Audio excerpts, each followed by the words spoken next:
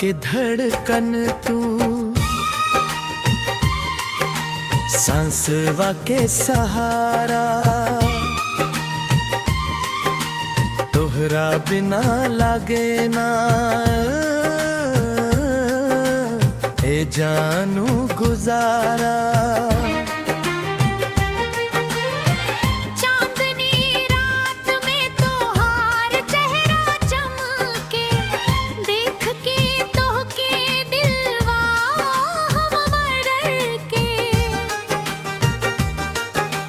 पहले पहले जब तोहरा से नजरिया मिलल, सूखल दिलवा में प्यार के फूल खिलल।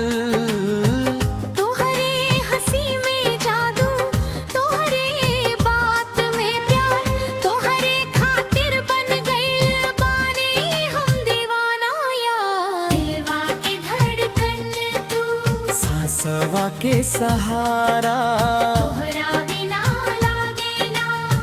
जानू गुजारा। जन्म जन्म साथ रही एही बा अरमान, तोहरे नाम लिख ले बानी दिलवा के पहचान।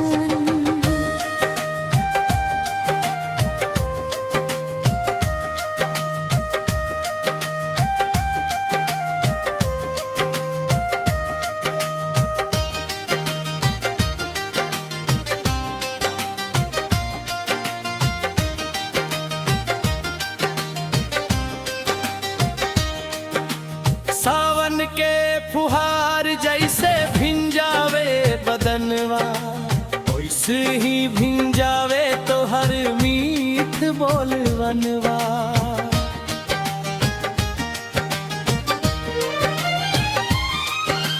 गाँव के गली गली तोहार चर्चा होला, तोहरा के देखे खातिर मनवा मचल होला। कोरस दिलवा के धड़कन तू, सांसवा के सहारा,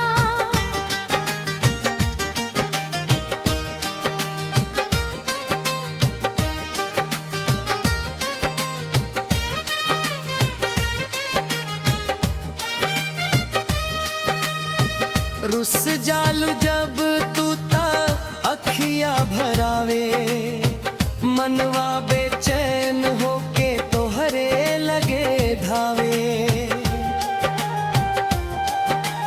एक बेर मुस्कुरा दा मिट जाई अंधियारा, तोहरे प्यार से चमके जिंदगी हमार सारा। गंगा के धार जैसन पवित्र बाने हिया, संगे बिताई चाही हम पूरा उमरिया। सुख दुख में साथ रही ना छोड़ब हाथ, तोहरे संग कट जाव जीवन के हर रात। भगवान से मांगी ले बस इतने दुआ, हर जन्म में मिल जावा तोहरे जैसन पिया। दिलवा के मंदिर में बसल बाड़ू तू, हमरा जिंदगी के सबसे खूबसूरत रूप। दिलवा के धड़कन तू, सांसवा के सहारा, तोहरा बिना लागे ना ऐ जानू गुजारा।